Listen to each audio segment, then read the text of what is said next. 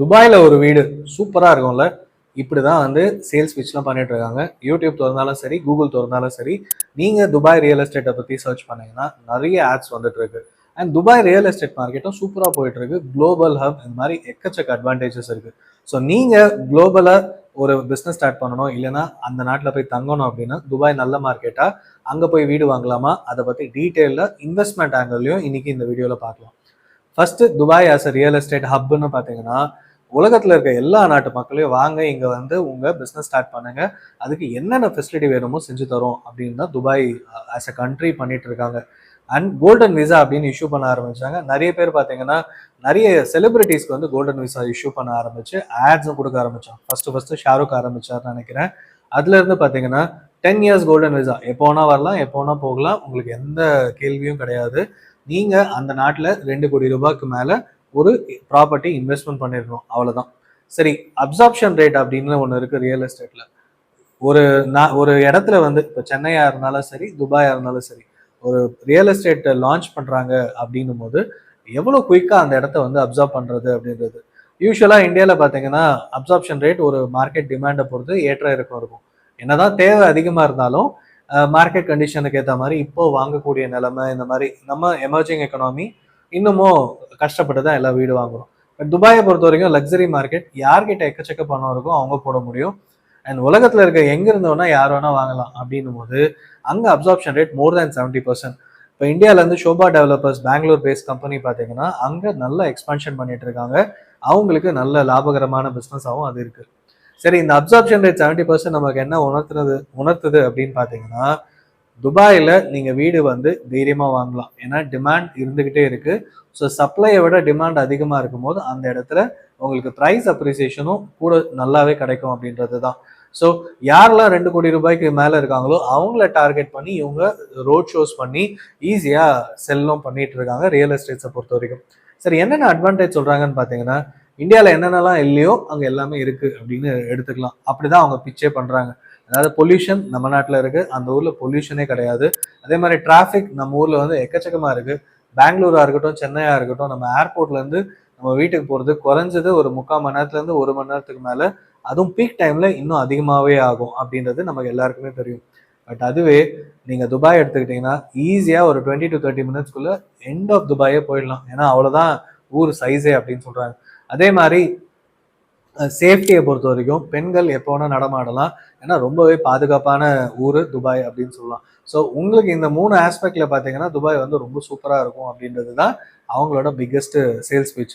அதை தாண்டி சரி, இன்வெஸ்ட்மெண்ட்னு பார்க்குறீங்களா, உங்கள் பிஸ்னஸ் இல்லை, நீங்கள் ஒரு சேலரிட் எம்ப்ளாயி, நான் வந்து இன்வெஸ்ட்மெண்ட் ஆங்கிளில் யோசிக்கணும் அப்படின்னா ரெண்டல் ஈல்டு. இப்போ நம்ம ஊரில் ஒரு ரெசிடென்ஷியல் ப்ராப்பர்ட்டி வந்து நீங்கள் கோடிக்கணக்கில் கொடுத்தாலும் சரி, லக்ஸரி ப்ராப்பர்ட்டி 2-3 crores கொடுத்து வாங்கினாலும் சரி, இல்லை 50 லட்ச ரூபாய் கொடுத்து ஒரு மிட் சைஸ் அப்பார்ட்மெண்ட் வாங்கினாலும் சரி, உங்களுக்கு கிடைக்க போற ரெண்டல் இன்கம் பார்த்தீங்கன்னா ஒரு 3 to 4% மிஞ்சி போனால் 4.5%.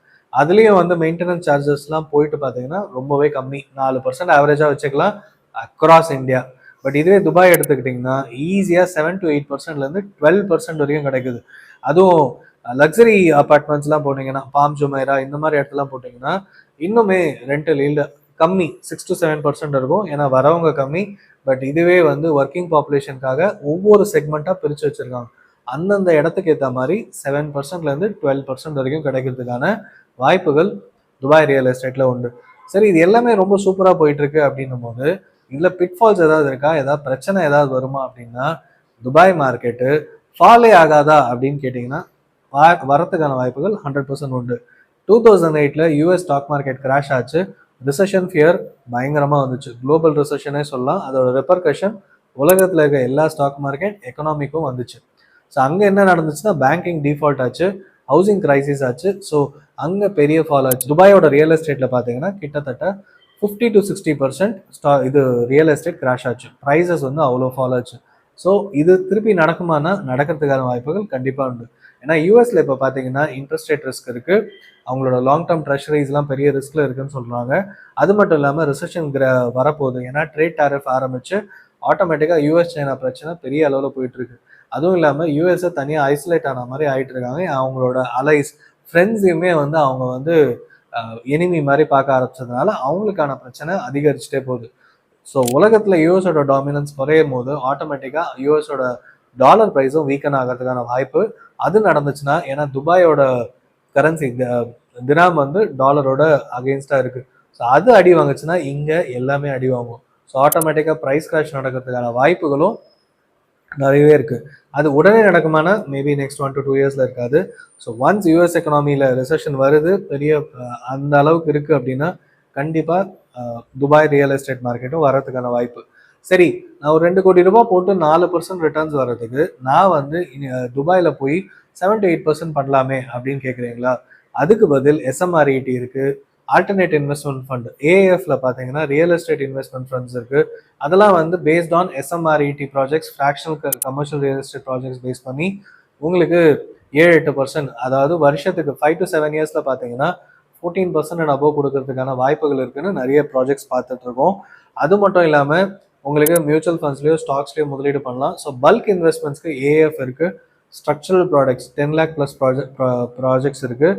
அது இல்லாமல் இப்போ மியூச்சுவல் ஃபண்ட் அண்ட் பிஎம்எஸ்ஸை பிரிட்ஜ் பண்ணுற மாதிரி ஸ்பெஷல் இன்ஸ்டிடியூஷனல் ஃபண்டு எஸ்ஐஎஃப் வந்திருக்கு இல்லையா? அது பார்த்தீங்கன்னா மினிமம் டிக்கெட் சைஸ் 10 lakhs, அதுலேயும் நீங்கள் முதலீடு பண்ணலாம். இது எல்லாமே உங்கள் பணத்தை அதிகரிக்கிறதுக்கான வாய்ப்புகள் உண்டு. ஏன்னா இது எல்லாமே பார்த்தீங்கன்னா டைரக்ட் மியூச்சுவல் ஃபண்ட் மட்டும் கிடையாது, கூடவே டெரிவேட்டிவ்ஸும் கலந்துருக்கிறதுனால உங்களுக்கு மியூச்சுவல் ஃபண்டோட டெரிவேட்டிவ் செக்மெண்ட்ஸ் இருக்கும்போது உங்களுக்கு அதிக ரிட்டர்ன்ஸ் வரதுக்கான வாய்ப்புகளும் அந்த எஸ்ஐஎஃப்ல இருக்குது. ஸோ இது ஒரு ஆப்ஷன், உங்களுக்கு நல்ல ஆப்ஷனாக இருக்கும் ரிட்டர்ன்ஸ் வைஸ் பார்த்தீங்கன்னா. சரி, இது மட்டும்தான் இருக்கான்னா ஆர்இஐடி இருக்குது. ஆர்இஐடியில் பார்த்தீங்கன்னா ரியல் எஸ்டேட் இன்வெஸ்ட்மெண்ட் ட்ரஸ்ட் இந்தியாவில் நீங்கள் போட்டிங்கன்னா உங்களுக்கு ரெகுலர் இன்கமே வந்து 6 to 7% டிவிடெண்டாகவே கிடச்சிரும். அது இல்லாமல் கமர்ஷியல் அப்ரிசியேஷனும் கிடைக்கும். ஸோ துபாயில் போய் தான் இடம் வாங்கி நீங்கள் பண்ணோன்ற அவசியமும் கிடையாது.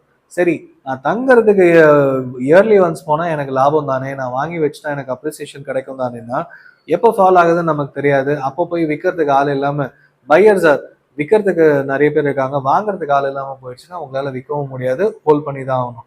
பட் நீங்கள் இயர்லி ஒன்ஸ் தான் போவீங்க, ஒரு 10 நாள் ஸ்டே பண்ணுவீங்கன்னா உங்ககிட்ட இருக்க பணத்தில் 10 நாளைக்கான ஸ்டேக்கு பண்ணிட்டு ஈஸியாக துபாயை சுற்றி பார்த்துட்டு என்ஜாய் பண்ணிட்டு வரலாம். ஸோ நீங்கள் ஒரு 2 கோடி ரூபாய்க்கு மேலே முதலீடு பண்ண போறீங்கன்னா பிஸ்னஸ் ஆஸ்பெக்ட்ல யோசிக்கிறீங்க அப்படின்னாலும் நீங்கள் துபாயில் இருந்து என்ன மாதிரி பிஸ்னஸ் கனெக்ஷன்ஸ் உங்களுக்கு தேவைப்படுது, அங்கேருந்து உங்களால் மற்ற நாட்டுக்கு போயிட்டு வர அளவுக்கு உங்களுக்கு பிஸ்னஸ் இருக்கா, அந்த அளவுக்கு உங்களுக்கு எக்ஸ்ப்ளோர் பண்ணணுமா அப்படின்னா அப்போ நீங்கள் வாங்கலாம். ஸோ நீங்கள் வந்து உங்களுக்கு ரொம்பவே சர்ப்ளஸ் மணி இருக்கும்போது துபாய் மாதிரியான ஒரு ரியல் எஸ்டேட் மார்க்கெட்டில் வீடு வாங்கினா உங்களுக்கு இந்த மார்க்கெட் கிராஷ் ஆனாலும் பிரச்சனை இல்லாமல் இருக்கலாம்.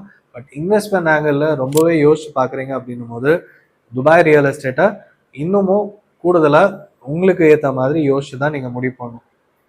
So as a real estate investment உங்ககிட்ட நீங்கள் ஒரு 10 கோடி 20 கோடிக்கு மேலே இருக்குது அப்படின்னும் போது மேபி ஒரு 2.5 crores வீடு வாங்கலாம்.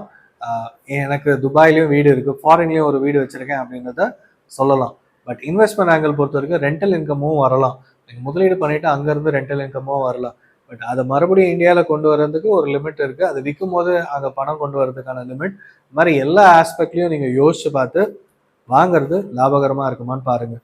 உங்களுக்கு வேறு ஏதாவது இந்த ரியல் எஸ்டேட் ரிலேட்டடாக துபாயில் இன்வெஸ்ட்மெண்ட் பண்ணலாமான்னு டவுட் இருக்குது, இல்லை இன்னும் டீட்டெயிலாக தெரிஞ்சுக்கணுன்னா கீழே கமெண்ட் பண்ணுங்கள்.